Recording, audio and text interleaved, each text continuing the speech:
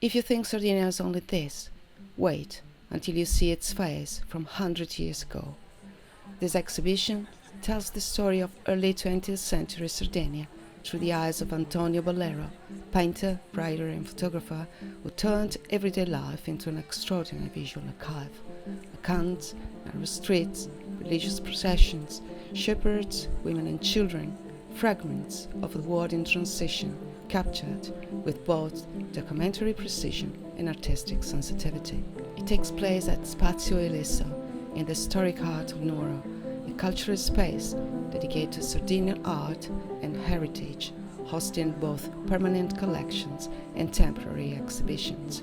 Until September 27, you can visit Antonio Ballero, visual poet in early 20th century Nuoro, because to understand Sardinia, you don't just look at its sea, you look at the lives that shaped it.